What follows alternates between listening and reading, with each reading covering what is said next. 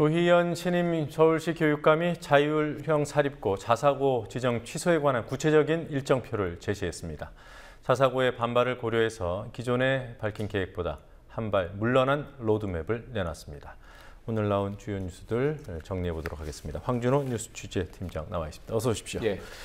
조희연 교육감이 자율형 사립고 자사고에 관한 일정을 내놨다는데요. 구체적으로 어떻습니까? 예, 서울에 있는 총 25개 자사고 중에서 올해 평가를 해야 되는 데가 14곳입니다. 그래서 조희연 교육감은 자사고 14개를 재지정하는 평가를 8월 말까지 마치고 자사고 지정 취소를 어느 학교를 할 건가 이거는 10월 말까지 확정한다는 일정을 오늘 밝혔습니다. 10월 말 취소 대상으로 결정되는 자사고라고 해도 그렇지만 내년도 입학 전형은 그냥 예정대로 실시하고 2016년 내후년부터 일반고로 전환될 것이라고 그런 계획도 밝혔습니다. 지정 취소 결정이 날 경우에 내년부터 일반고로 바로 전환한다던 그런 게 원래 당초 계획이었는데 한 발짝 물러나서 1년을 뒤로 미뤘습니다. 일단 조희연 교육감은 시간이 촉박해서 현장에 혼란이 있을까 봐서 그런다라고 설명을 했지만 일반고 전환에 대한 반발 이런 것들이 많아서 거기에 대비한 어떤 숨고르기의 시간을 갖기 위한 것으로 해석되고 있습니다.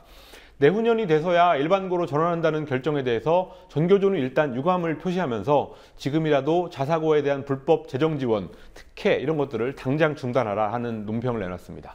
네. 자, 자사고에 학생들을 보내고 있는 학부모들 반대는 짐작을 할 수 있는 부분이고요. 예. 일반인들 여론은 어떻습니까? 예, 서울교육청이 여론조사기관 한길리서치에 의뢰해서 지난 18일, 19일 이틀 동안 만 18세 이상 서울시민 1000명들에게 여론조사를 해봤더니 예. 서울시 교육청이 추진하는 자사고의 일반고 전환에 찬성한다 라는 응답은 60.7%로 나타났습니다. 반면에 반대한다는 응답은 22.9%에 불과했습니다. 자사고의 일반고 전환에 찬성한 이유로는 가장 많은 42.4%가 자사고가 교육 불평등을 지금 심화시키고 있기 때문이다 라는 답변을 했습니다. 서울교육청은 이런 조사를 일반고 정책을 수립하는 기초자료로 활용하겠다는 계획을 밝혔습니다. 네, 조사 주체가 물론 서울교육청입니다만 참고가 될 만한 여론인 것 같아요.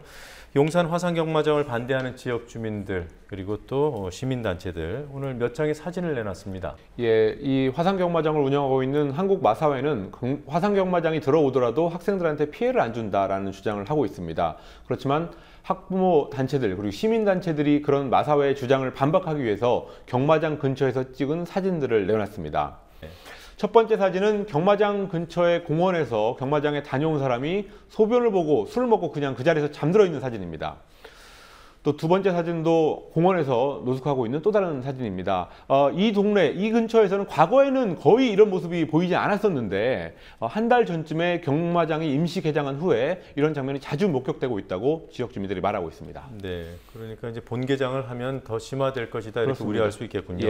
또 다음 사진 또 있습니까? 예, 경마장 근처의 인도 그리고 횡단보도 주변의 사진들입니다. 지금 학생들이 보이시죠? 마사회는 용산경마장이 통학로에 학교 학생들이 다니는 통학로에 있지 않아서 괜찮다 이런 주장을 하고 있습니다만은 지금 이 사진을 보면 학생들이 수시로 다니는 그런 길이라는 것을 알 수 있습니다. 주로 박근혜 대통령이 나온 성심여중, 성심여고 학생들이 많이 다니는 길입니다. 그리고 끝으로 나온 사진은 경마장 출입하는 사람들이 무단횡단을 하거나 왼쪽에 있는 사진은 무단횡단을 하거나 또 건물 근처에서 앉아서 술을 마시는 그런 장면입니다. 네. 경마장이 문을 연 후에 이런 장면들이 부쩍 늘었기 때문에 이 사진만으로도 화상경마장을 반대하는 이유가 충분히 된다라는 게 학생들, 주민들, 시민단체들, 교사들의 일관된 주장입니다. 네, 여러 차례 저희가 보도를 했습니다만 이 화상경마장과 성심여중고와는 불과 230m 떨어져 있습니다. 그렇습니다. 자, 최근에 금융권에서 희망퇴직이 이어지고 있습니다. 이와 관련된 기자회견이 있었어요. 예, 새정치민주연합 김기준 응수미 의원이 오늘 국회에서 올해 1월부터 5월까지 집계된 보험업계와 증권업계의 희망퇴직자 수가 2,100명에 이른다면서 무분별한 구조조정을 우려하는 그런 기자회견을 가졌습니다.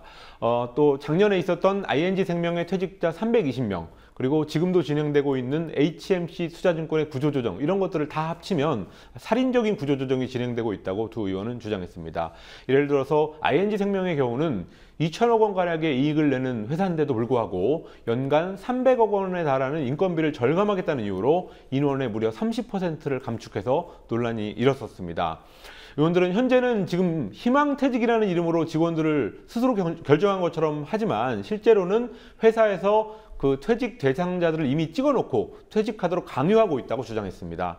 또 개별 노사관계다, 개별 회사의 노사관계라고 수수방관하고 있는 금융당국이 금융산업의 안정성을 위해서라도 적극적으로 이 문제에 개입해야 된다고 요구했습니다. 네. 검찰이 박원순 서울시장을 소환해요? 예, 검찰이 과거 시민단체 활동가 시절에 불법적으로 기부금품을 모집했다라는 혐의로 박원순 서울시장을 소환 조사하겠다고 밝혔습니다. 박 시장이 희망제작소 상임이사 재직 시절에 안전행정부에다가 신고 없이 거액의 기부금을 기탁받았다라는 고발이 접수됐다면서 조사 방침을 오늘 밝혔습니다. 현행법상 10억 원 이상의 기부금을 받기 위해서는 안전행정부에다가 기부 목적, 내용 이런 것들을 등록을 해야 됩니다. 그렇지만 그 대부분의 민간단체들이 그런 사실을 거의 잘 모르고 있고 그래서 그런 상태에서 기부금을 모아서 아마도 그런 것과 관련된 게 아닌가 싶습니다. 그렇지만 검찰이 2011년에 이 고발을 접수해 놓고 그동안은 가만히 있다가 조사도 하나도 안 하다가 왜 3년이 지난 지금 이런 조사를 하는지 그리고 왜 박 시장만을 표적으로 조사를 하는지 여기에 대해서는 의문이 많이 생기고 있습니다. 검찰은 박 시장의 지방선거 참여, 2011년 지방선거 참여 때부터 그런 일을 했기 때문에 소환을 그동안 미뤄왔다라는 해명을 했습니다. 그렇지만 어떤 정치적인 목적이 있는 표적 수사가 아니냐 이런 시각을 잠재우기는 이런 설명이 아직은 좀 부족해 보입니다. 네, 그리고 제2롯데월드 안전성 문제가 계속 나오고 있습니다. 서울시가 그 용역을 발표했죠. 보고 안전에 문제가 있는지 없는지 이른바 안전 용역 입찰을 실시했는데 입찰한 데가 아무 데도 없어요? 예, 한 군데가 있었습니다. 네. 서울시는 석존호수의 수위가 떨어지는 문제, 그리고 주변의 도로가 갑자기 움푹 패이는 소위 싱크홀 현상 이런 것들하고 제2롯데월드 공사와의 어떤 연관성이 있나 이것을 밝히기 위해서 지난 10일에 안전 용역을 발주했습니다. 여기에는 지하수 전문기관들이 참여하라고 입찰을 냈는데 등록 마감 시한인 21일까지 제안서를 낸 기관은 한국농어촌공사 하나밖에 없어서 발주가 유찰, 그러니까 무효가 됐습니다. 우리나라에서 지하수 전문기관이라고 하면 농어촌공사 말고도 한국수자원공사 등등해서 총 7개의 연구기관이 있습니다. 그런데 이 기관들이 왜 입찰을 하지 않았을까? 이유를 물어보니까 논란의 중심에 있는 연구과제를 맡는 것이 부담되기 때문이다 라는 답변을 많이 했다고 합니다. 그렇지만 책임 있는 공기업들도 많은데 왜 안전 문제에 나서지 않느냐, 혹시 롯데 눈치를 보거나 아니면 로비를 받은 게 아니냐 이런 지적도 나오고 있습니다. 서울시는 일단 다시 한번 입찰 공고를 내겠다고는 했지만 만약에 이 연구 용역이 늦어지거나 또 한번 무산이 될 경우에 롯데 쪽에서만 의뢰한 영국의 엔지니어링 회사가 안전조사에 참여해서 이 공정성 있는 조사가 이루어지기는 힘들어 보입니다. 네, 그 제안서를 제출한 한국농어촌공사에 맡기면 안 되는 겁니까? 이게 경쟁 입찰이기 때문에 한 군데에서만 내면 안 되는 그런 규정이 있습니다. 네, 그렇군요. 자, 잘 들었습니다. 여기까지 보겠습니다. 수고했습니다. 예.